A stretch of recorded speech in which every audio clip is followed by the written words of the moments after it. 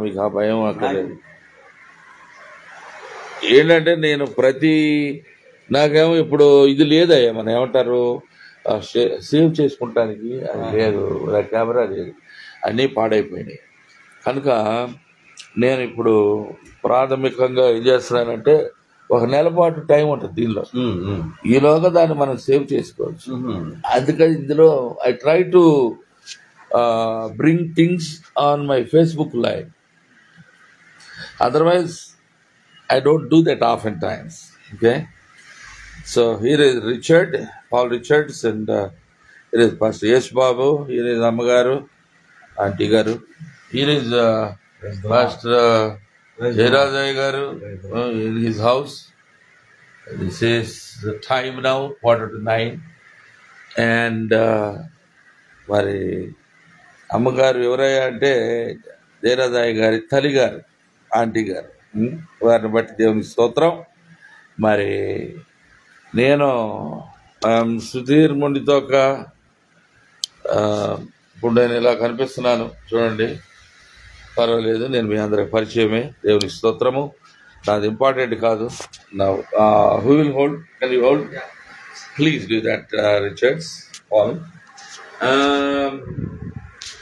So if there is something you like to hear from me as a servant of God, I would be very glad to share such things from God's word. If you tell Dad, or if you ask this pastor, ఏ విషయం మీద మనం ఒక 5 minutes దేవుని విషయాలు మనం ఆలోచించుకుంటే మంచిది అనే విషయం బాగా ఉంటుందని మీరు తలస్తారు. Maybe you can turn to the camera that way. The beautiful looking vases there, and the word of God. No. I'm just asking you to show the flowers there, very beautifully decorated, and of course there is the word of God there, and the books here and shelf. And praise God. ఏ విషయంలో మనం ఈ సమయం దేవుని సమూహంలో మనం మాట్లాడుకుంటే తలంచితే బాగుంటుందని మీరు అనుకుంటున్నారు. మన కాఫీ కూడా తీసుకొస్తున్నారు అమ్మగారు, జ్యోతిమ్మ గారు. దేవుని మాట్లాడుతున్నాం.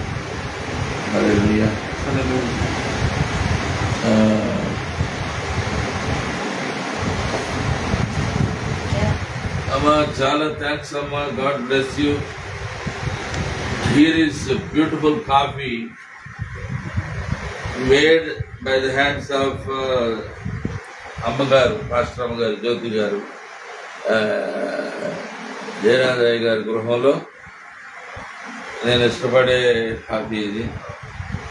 వాళ్ళు చేశారు, వారిని బట్టి దేవుని స్తోత్రం. పాప మరి హైదరాబాద్లో ఉన్నది. దేవుడు ఆ బిడ్డ కూడా క్షేమాన్ని, ఆశీర్వాదాన్ని దేవుని తన శాశ్వత కూడా అనుగ్రహించాలని, ఈ కుటుంబాన్ని దేవుడు వర్ధన చేయాలని, ఈ పట్టణంలో దేవుడు ఈ బిడ్డను స్థాపించాలని మా నిరంతర ప్రార్థనలో నేను కానీ అమ్మగారు కానీ ప్రార్థనలో జ్ఞాపకం చేసుకుంటుంటాము. ఇక్కడ రావటం మాకు దేవుడు నడిపించారు కాబట్టి వచ్చాము. మళ్ళీ రాము కానీ ఏదైనా కార్యక్రమం ఉంటే ఇక్కడికి వచ్చినప్పుడల్లా వీఆర్ వెరీ హ్యాపీ. పరిచర్యని దేవుడు ఆశీర్వదిస్తున్నారు. రిచర్డ్ బాబు కొంచెం అది జరపమ్మా. That's wonderful. Thank you. So,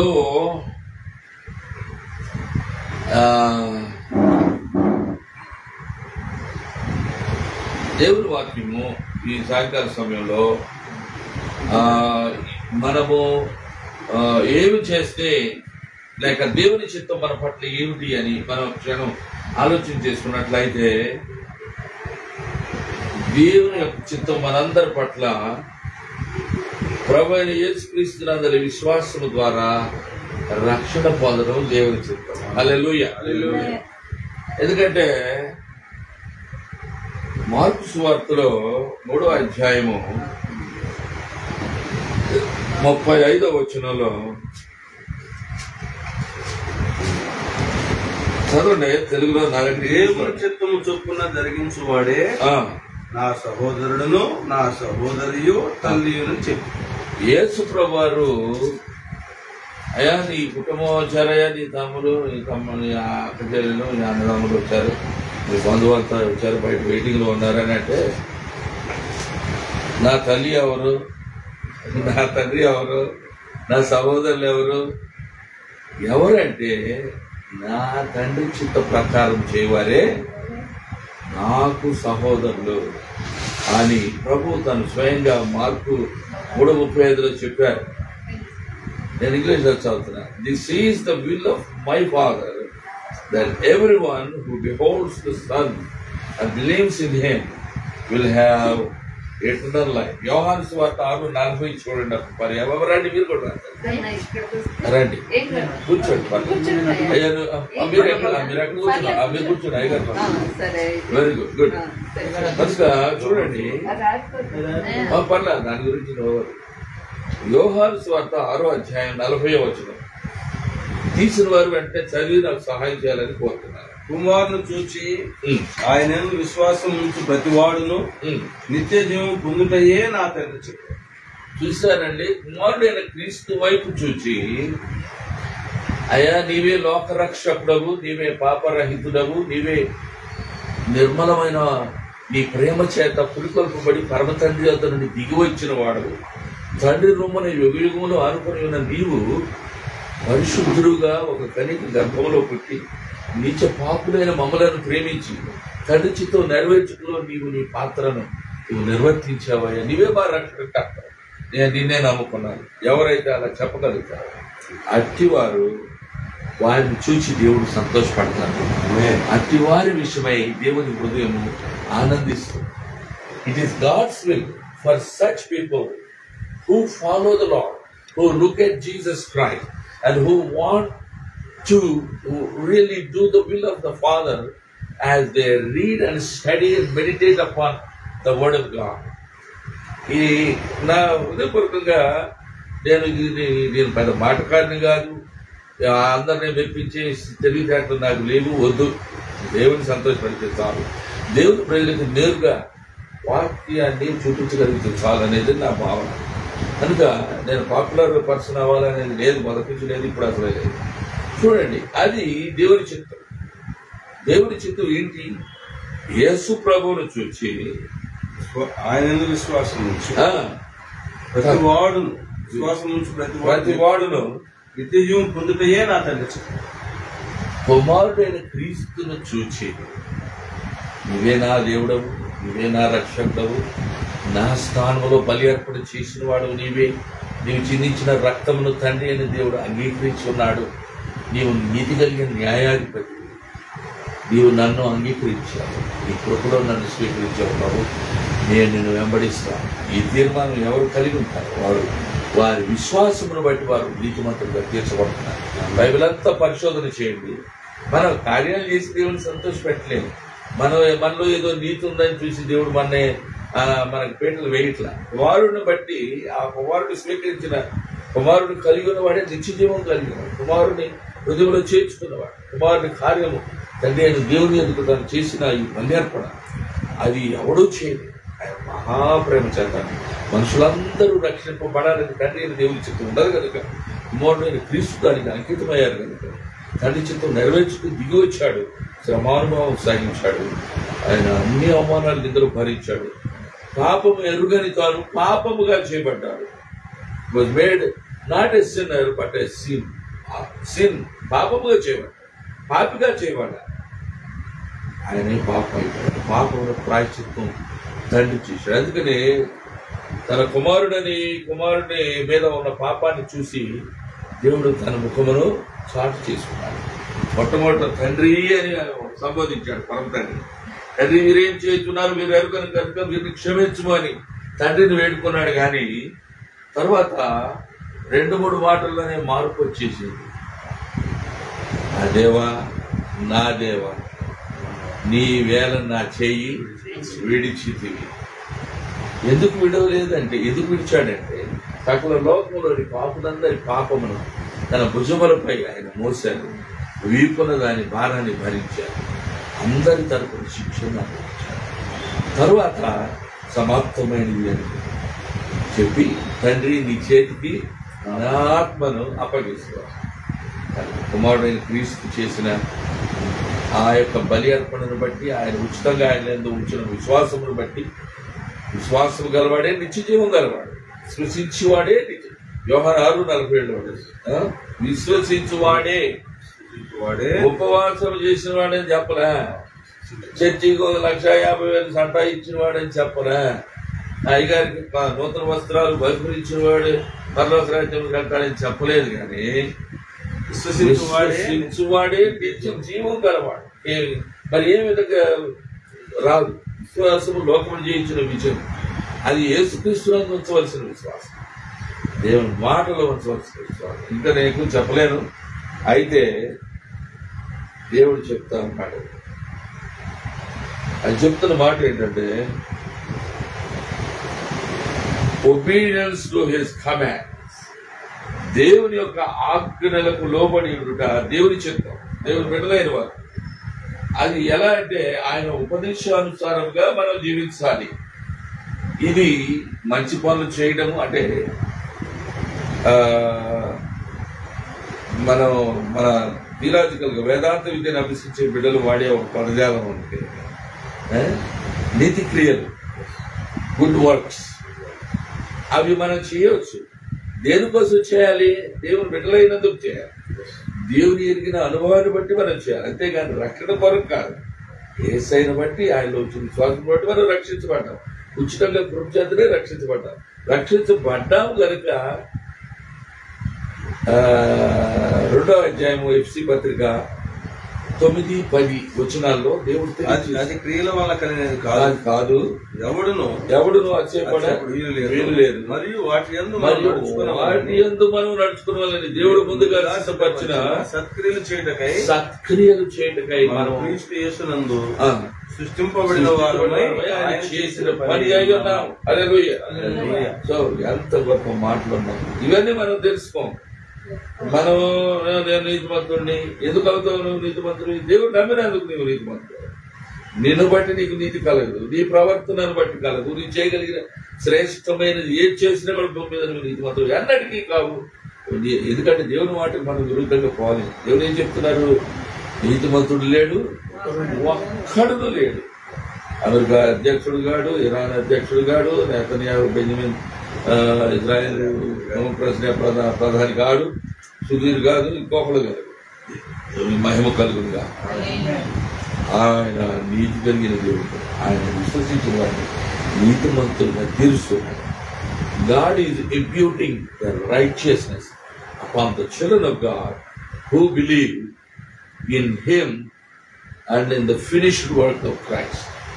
యేసుక్రీస్తు ప్రభు శిలువలో మన నిమిత్తం ముగించిన కార్యం మనము నీతిమంతులుగా దాన్ని విశ్వసించినప్పుడు నీతిమంతులుగా తీర్చుకుంటాం. అందుకని దేవుని వాక్యం చెప్తున్నది, మనము 1 తెస్సలోనికైలు 4:3 కొంతమంది అవకాశం ఉన్నవాళ్ళు సంఘాల్లో కూడా పెద్ద పెద్ద మన పులిపెట్టాల దగ్గర అది ఆగిపోతుందని నాకు చెప్పి కాదు. మీరు పరిశుద్ధులొకటియే అనగా మీరు జాగ్రత్తలకు దూరంగా ఉండుటయే దేవుని చిత్తము. హల్లెలూయా. అంటే దేవుడు ఆయన పరిశుద్ధుడు కనుక మనం పరిశుద్ధులుగా ఉండాలని కోరుతున్నాడు. జాగ్రత్తలకు దూరంగా ఉండటం అది చాలా ప్రాముఖ్యమైన విషయం. ఇవాళ చాలా మంది పరిశుద్ధులను పెట్టుకుంటున్నారు. వారి ప్రవర్తనను బట్టి, వారు చేసిన క్రియలను బట్టి, వారి కుటుంబంలో జరిగిన దేవుని చిత్తానికి వ్యతిరేకంగా జరిగిన క్రియలను బట్టి వారు అపవిత్రులని, వారు మేము హోలీ, మేము పవిత్రులు అని పెట్టుకుంటే పవిత్రులు కాదు ఎవరు. మాదేముందయ్యా, నీవిచ్చిన కృప చేత మేము రక్షించబడిన వారు, నీ పాదాల దగ్గర బతికే పెట్టాం, కనికరించాయ్యా అని వేడుకోవాలి. అప్పుడు మన కృప పొందుతాం. దీనిలో ఎలా కృప చూపేవాడు, ఐశ్వర్యవంతుడైన దేవుడు. కనుక మనం పరిశుద్ధంగా ఉండటానికి చిత్తము. అయితే దేవుడు వాక్యం చెప్తాం 1 తెస్సలోనికైలు చూడండి 5వ అధ్యాయము 18వ వచనంలో 1 తెస్సలోనికైలు ప్రతి విషయముందు కృతజ్ఞతాస్తుతులు చెల్లించుడి, ఎలాగూ చేయుట యేసుక్రీస్తునందు మీ విషయంలో దేవుని చిత్తం. ప్రతి విషయంలో కూడా మనం ఏం చేయాలా? కృతజ్ఞత స్తుతులు ఆయనకు చెల్లించాలి. ఇలాగ చేయుట మీ యేసుక్రీస్తునందు మీ విషయంలో దేవుని చిత్తం, మనందరి విషయంలో అది దేవుని చిత్తం. ఆమేన్. దేవుని వాక్యం మనకి మంచి జవాబులు చెప్తా ఉంది కదా. మనము దినదినము మార్పు చెందుతూ ఆత్మ సంబంధమైన ఎదుగుదలలోనికి మనము తప్పటడుగులు వేసే స్థితి నుంచి స్థిరంగా నిలబడి యోధులుగా మనం తయారై బలముతో దేవుని పనిని చేయటానికి అంత ఎదుగుదల మనలో అవసరమై ఉంటుందన్నమాట. అది ఎలాగా మన మనస్సును నూతన పరుచుకోవడం వల్ల అది సాధ్యమవుతుందని దేవుని వాక్యం చెప్తుంది. అందుకని రోమా పత్రికలో 12వ అధ్యాయం 2వ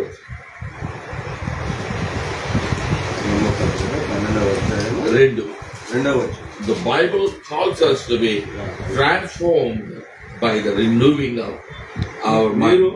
ఈ లోక మర్యాదను అనుసరింపక, చూడండి, ఈ లోకంలో ఒక మర్యాద ఉన్నది, ఒక లోక స్థితి ఉన్నది, మానవులు ఏర్పాటు చేసిన మర్యాద ఉన్నది. దాన్ని ఉల్లంఘించిన ప్రతి వ్యక్తిని విచిత్రంగా చూస్తూ ఉంటారు, ఒక వింత పశువులాగా చూస్తూ ఉంటారు. కానీ మన లోకంలో నుండి దేవుడు వేరు చేశాడు, లోక నియమంలో నుండి వేరు చేశాడు. అందుకే లోకస్తుల వారు మనకు కనపడం, మన ఆలోచన విధానం ఉండదు, మన భవిష్యత్ ప్రణాళికలు కూడా లోకస్తుల వరే చేయడం.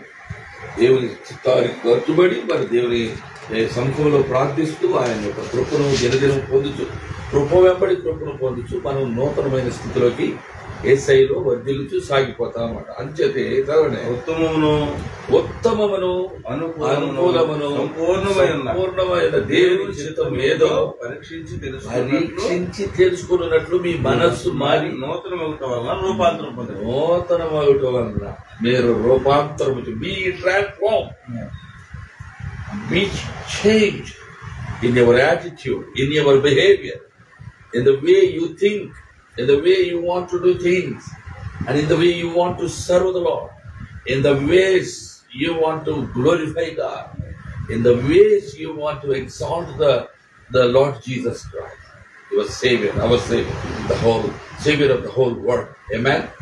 అందుగా ఆ విధమైనటువంటి మనస్సు మరి నూతన పరచబట్టు వల్ల మనము రూపాంతరము చెందుట దేవుని చిత్తము.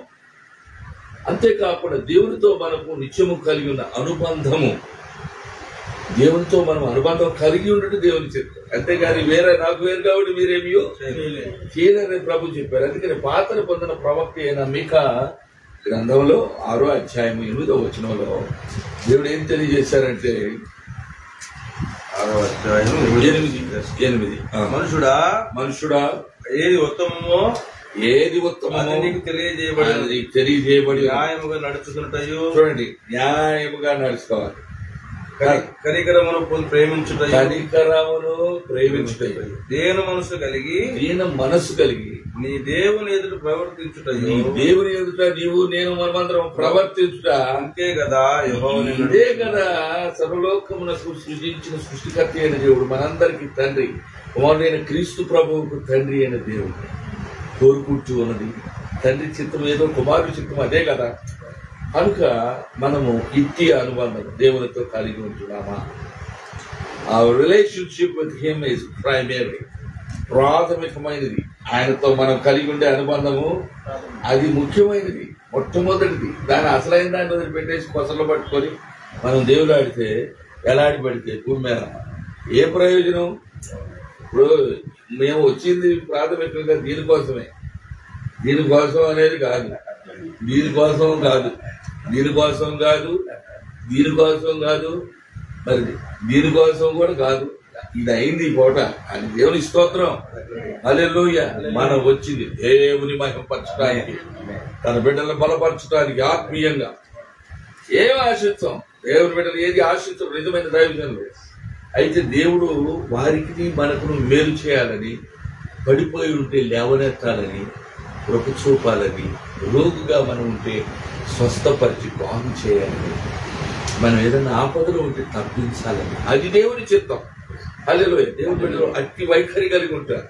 వారికి లోకం అది మా వాళ్ళు, ఇది మీ వాళ్ళు, ఈ లేవు దేవుని బిడ్డలకి. నాకు లేదు. నేను 7 అన్నదమ్ములకి 2 అక్షరాలలో మా ఇంట్లో నేను పెద్ద. ఎంతమంది ఉన్నా ఏం సుఖం. నేను అన్నదమ్ముల గురించి బైబిల్లో ఉన్న ఒక వర్తమానం చెప్తాను మీకు ఒక పూట. అది మీరు మీతో ఉన్నప్పుడు చెప్తాను, లేనప్పుడు చెప్తాను తెలియదు. యేసుబాబు కూడా అడిగారు, మాస్టర్ యేసుబాబు గారు. అయితే చెప్తానయ్యా అని చెప్పారు. ఎందుకంటే దేవుని వాక్యం అన్నిటికీ మనకు జవాబిస్తాం. హల్లెలూయా. అందులో మనం అభ్యాసం చేసుకోవాలి. అనుదినము దేవుని వాక్యాన్ని చదవాలి, ప్రార్థించాలి, లోతైన అనుభవంలోకి మనం నడవాలి. పేతురు గారు, అయ్యా నేను చిన్నప్పటి నుంచి అయ్యా గోసిపెట్టడం నేర్చుకున్న కాడి నుంచి ఈ కల్లి సముద్రం నాకు తెలియదు కాదయ్యా, ఎక్కడ ఏ గండ పడిద్దో, ఎక్కడ ఏ చేప పడిద్దో, ఎక్కడ ఏ విలువైన చేప ఇవి దొరుకుద్దో నాకు తెలిసాయ్యా. తెల్లారు వేసామయ్యా, ఒక్క చేప కూడా పడలేదు. ఇక పలానా చోట అంటే నీ మాట చొప్పున నేను వేస్తున్నా. హల్లెలూయా.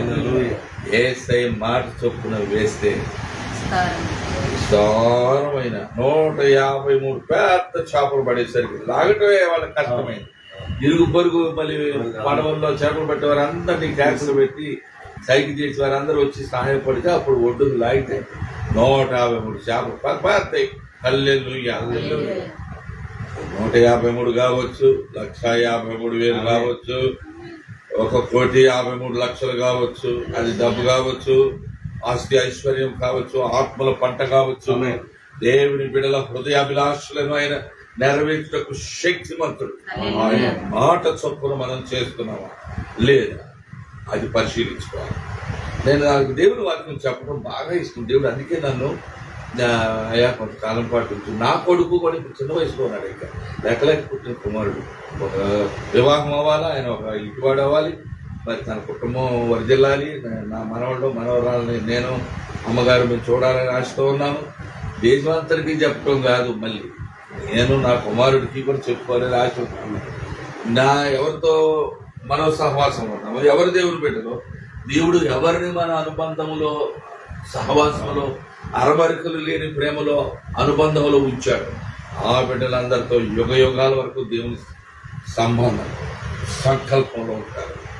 కనుక మనం అందరం కూడా ఆ రీతిగా వర్ధిల్లాలని దేవుని చెప్తాం. ఆమేన్. కనుక ఇంకొకటి ఏంటంటే దేవుని యొక్క రాజ్యం యొక్క వ్యాప్తి కొరకు మనమందరము పాటుపడాలని పనిచేయాలని దేవుని చెప్తాం. చూడండి, అది దేవుని మహిమపరుస్తుంది.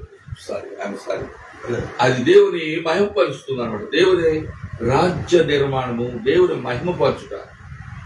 God's will is the advancement of his kingdom. ఆయన రాజ్య వ్యాప్తి దేవుని చిత్తమైనది. His own glorification and the salvation and sanctification of his children through Jesus Christ. ఆయన పిల్లలైన వారు పరిశుద్ధులై వారు పవిత్రులుగా ఉండడము, ఆయన సేవ చేయడం, ఆయన మహిమపరచడము, ఇంకా అంతేకాకుండా వారు రక్షణ పొందడము, ఆయన దేవుని మహిమపరిచే పనిలో వారు ఉండడము, ప్రత్యేకించబడిన జీవితాలు జీవించడము, ఆయన పిల్లలుగా ప్రభువైన యేసుక్రీస్తు శిష్యులుగా శిష్యురాండ్రుగా లోకంలోని ప్రజలందరూ, స్థానిక సంఘాల్లోని దేవుని ప్రజలు ఈ విధంగా దేవుని యొక్క రాజ్య నిర్మాణంలో పాలుభాగస్తులై ఉండాలని, దేవుని రాజ్యం యొక్క అంచులు విస్తారంగా వ్యాపించి వారి సరిహద్దులు విశాలపరచబడాలి. ఆ యొక్క మరి నీ నీ నీ డేరా యొక్క గుడారపు గుడారపు యొక్క అసలు క్రైస్తవ జీవితం అంటే ఏంటో తెలుసంటే నిరుకులో విశాలకంగా అది అన్నమాట. అవి పొడిగించబడాలి, వర్ధిల్లాలి. ఏమంటారంటే అది ప్రభువు తీసుకొస్తారు. 5 రొట్టెలు 2 చేపల్ని ఏం చేశారంటే వాటిని 8,000 మంది పంచిపెట్టారు. 8,000 మంది తిన్నారు.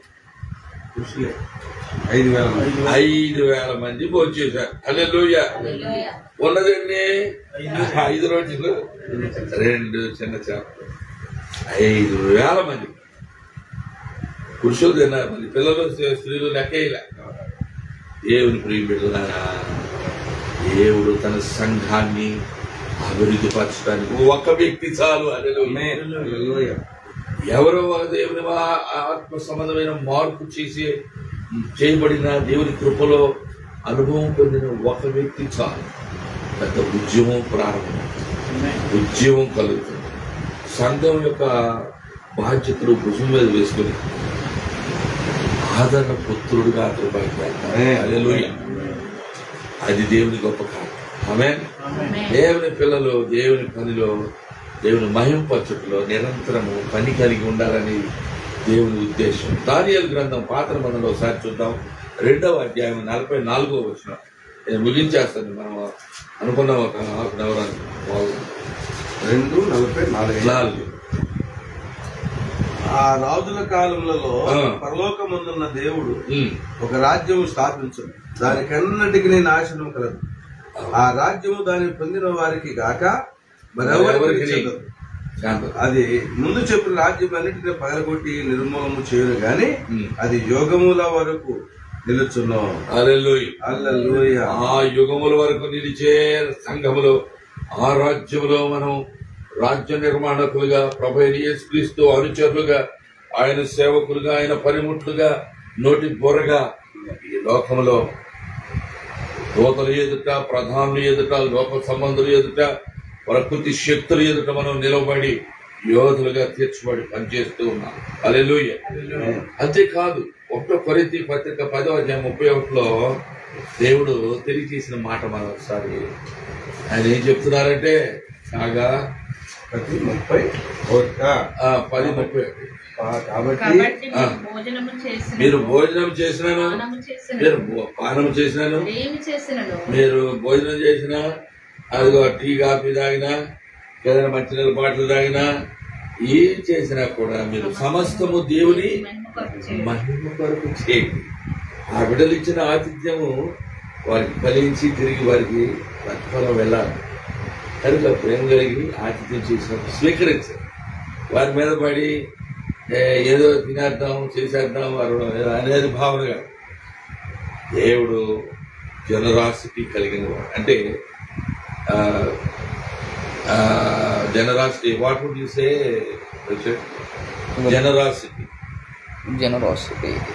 It's like kindness. Yes, of course, yeah. Generosity అంటే బాగా ధారాళముగా ఇచ్చే విధానం. అదే generosity. దయతో, ప్రేమతో ఇచ్చేది బాగా. దేవుడు వీళ్ళ కట్టి ధారాళ తత్వం, ధారాళంగా ఇచ్చే తత్వం, ధారాళముగా దేవుని మహిమపరిచే తత్వం, ధారాళముగా ప్రార్థించే తత్వం, ధారాళముగా దేవుని వాక్యం విస్తరించి మాట్లాడే తత్వం. అందుకనే టయాలు చూడవాడు గడియారం ఏం చూపిస్తుంది, time. This is earthly time, but we look at the prophetic watch time, and we know that we are living in the last of the last days, and we know that the prophetic clock is ticking, and we will lose every second. We are fast approaching the eternity again. కాలము నిలిచిపోయే సమయము, ఈ కాలము నిలిచిపోయే సమయం, ఈ యుగము ఆగిపోయే సమయము, ఈ ప్రకృతి శక్తులు కదలింపబడే సమయము, ఈ యుద్ధాలు ముగిసిపోయే సమయము, దేవుడు తను తాను ప్రత్యక్షపరుచుకునే సమయము, మృతులు సమాధంలో నుండి తిరిగి లేచే సమయము. హల్లెలూయా. సమస్తమును న్యాయపీఠం మీద కూర్చొని ఉన్న నీతి కలిగిన న్యాయాధిపతి తీర్పు తీర్చే సమయం. అప్పుడు నిత్య జీవములోనికి, నిత్య తీర్పులోనికి వెళ్లే సమయం ఆసన్నమవుతుంది. అందుచేత ప్రియమైన దేవుని బిడ్డలారా, మనం నిత్యము కూడా ఈ క్లాక్ కాదు చూడవలసింది. ఆ క్లాక్ అంటే not this watch, but God's time, God's time piece, దాన్ని చూడాలి. అంతేకాకుండా నేను మీకు 2-3 విషయాలు చెప్పేసి ముగించేస్తాను. పర్లేదా? చూడండి, 2 పేతురు 3వ అధ్యాయం 9వ వచనం. 3వ అధ్యాయము 9వ వచనం. కొందరు ఆలస్యమును ఎంచుకున్నట్లు ప్రభు తన వాగ్దానం గురించి ఆలస్యం చేయవాడు కాడు, ఎవడును నశింపవాలని ఇచ్చయింపక అందరూ మారు మనసు అంతటా మారు మనసు పొందవాలని కోరుకుంటున్నారు. దీర్ఘశాంతము గలవాడు. ఈ లోక ప్రజలందరి ఎడల, మన ఎడల మనం ఒకవేళ దేవుని పని అశ్రద్ధగా చేసుకున్నట్లయితే శ్రద్ధ కలిగి చేయటానికి వినవలసిన వారు వినుటలో వేగిరపడకుండా ఉన్నట్లయితే వారిని పురికొల్పుటలో దేవుని కార్యం జరుగునట్లుగాను అందరి ఎడల ఆయన దీర్ఘశాంతం కలిగిన వాడే తన కార్యాన్ని ముందుకు తీసుకెళ్తున్నాడు. హల్లెలూయా. కనుక ఆలస్యం ఏమి కాదండి, అంతా సమయానుకూలంగా జరుగుతుంది. దేవుడు ఏది వాయిదా వేయడు. దేవుడు దేటి విషయంలో లేటు కాదు. ఆయన నియమించిన సమయంలో కాలంలో ఆసన్నమైనప్పుడు అన్నీ జరుగుతాయి. మనం పరుగులు పెట్టి నా పని కాలేదంటే నీవు నేను ఎగిరినా ఆకాశం అంతా ఎగిరి కింద పడ్డా పనులు ఏమి జరగదు. ఏసై ఆదేశిస్తే, ఆయన ఆమోదిస్తే, కృపలో అనుగ్రహిస్తే ఆయనన్నీ జరుగుతాయి. కొంతమంది నాకు పెళ్లి కాలేదు నాడు ఒంటరిగా బతకాల్సింది అలాంటి గాడిద కొడుకు. ఎందుకంటే వాడు దేవుని కార్యాల్లో కాదు, అంతకే నా పెళ్లి నీ పెళ్లి చేస్తాడు సాతాను గారు. దేవునికి లోబడకపోతే ప్రియమైన దేవుని బిడ్డలాంటి నేనేదో ఎవరినో ఏదో కించపరచడానికి కాదు, కానీ మనుషుల వైఖరి అలా ఉన్నది. దేవుని చిత్తాన్ని తెలుసుకునే విషయంలో వారు ఏమరపాటుతో ఉన్నారు.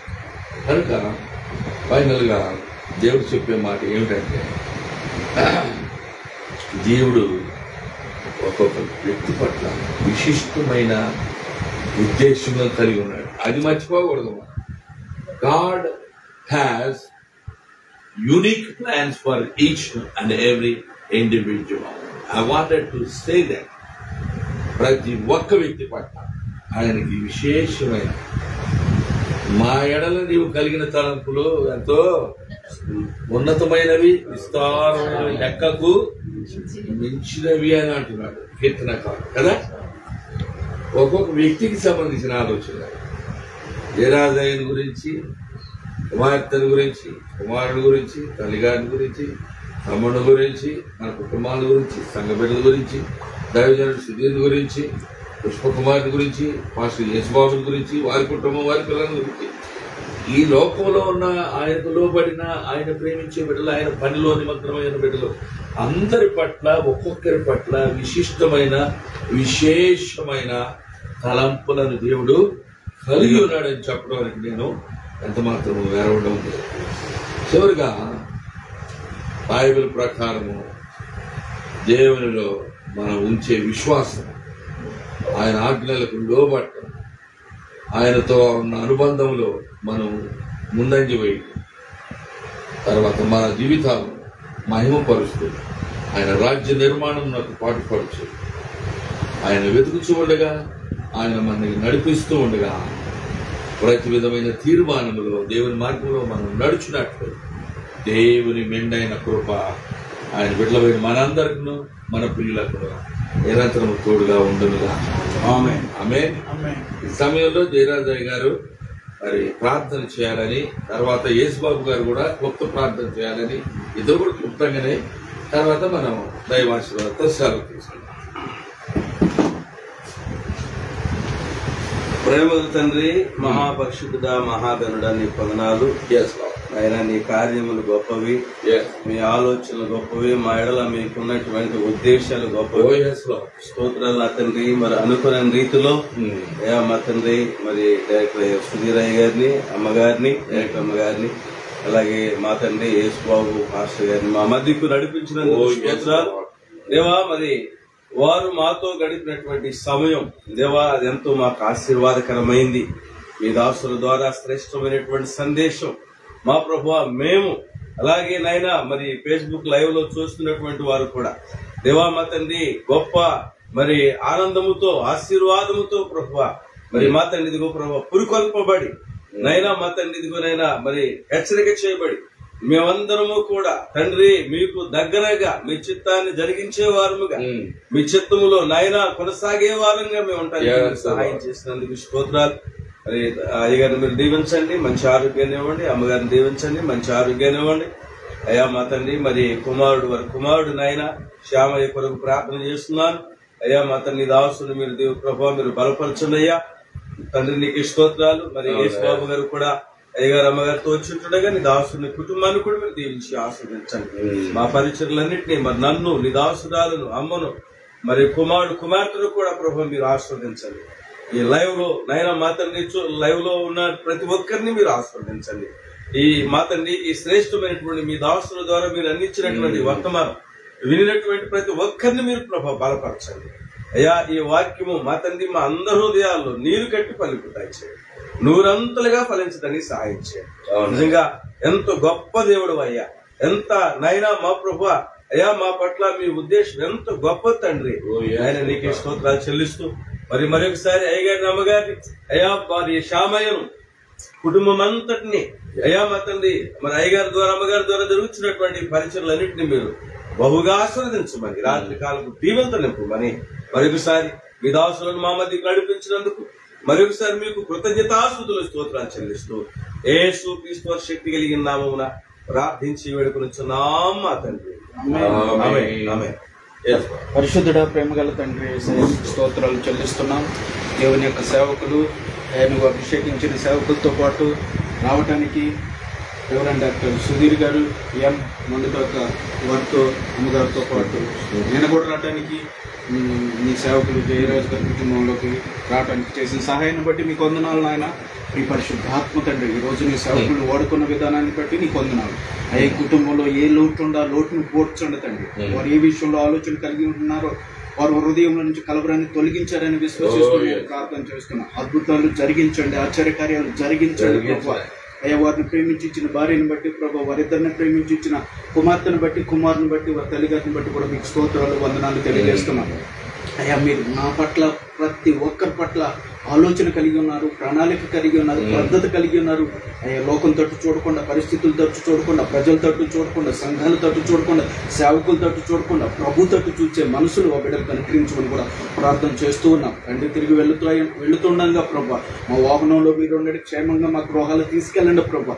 మేమందరూ కూడా నీ రక్తంలో కడగబడిన బిడ్డలమే కాబట్టి ప్రభా మా అందరి ద్వారా మహిమ పొందువని ప్రభా. అయ్యా జయరాజు గారు చేస్తున్న ప్రతి పరిచర్యనే 30 అంతలుగా 60 అంతలుగా 100 అంతలుగా ఫలింపు చేయండి, 1000 అంతలుగా ఫలింపు చేయండి. అయ్యా మీరు వారిలో ఉండండి ప్రభా. నీ అభిషేకంతో నింపండి. ఆశ్చర్యమైన కార్యాలు వారి కుటుంబాలలో, వారి సంఘాలలో, వారి పరిచర్యలలో, వారి మినిస్ట్రీలలో జరిగించమని ప్రార్థన చేస్తూ ఉన్నాం. దేనికి కుదులేదు నాయన. నీ మాట విని ప్రభా, నీ మాట చొప్పున వలవేస్తే 153 రకాల జాతులు కలిగిన చేపలు వచ్చాయి నాయన. నీ మాట చొప్పున పరిచర్య చేస్తే ప్రభా ఏ తట్టు చూసే పని ఉండదు, నీ దిక్కే చూడాలి ప్రభా. అటువంటి భాగ్యాన్ని అనుగ్రహించండి.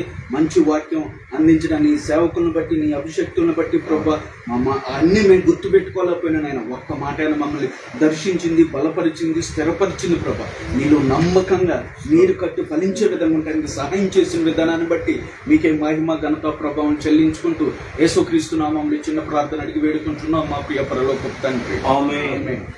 ఆమేన్. మన ప్రభు అయిన యేసుక్రీస్తు కృప, తండ్రి అయిన దేవుని ప్రేమ, పరిశుద్ధాత్మ కన్యోని సహవాసము మనకు అందరికి ఐదులో వీరాజయ్య గారికి, అమ్మగారికి, కుటుంబం అంతరికి, ఆయన దాసులమైన మనకందరికి ప్రయాణం అంతట్లోనూ ప్రయత్నం అన్నింటిలోనూ క్షేమంగా గమ్యం చేర్చి అన్ని విషయంలో దేవుడు నిండైన కృప అనుగ్రహించి నడిపించి బలపరచునుగా.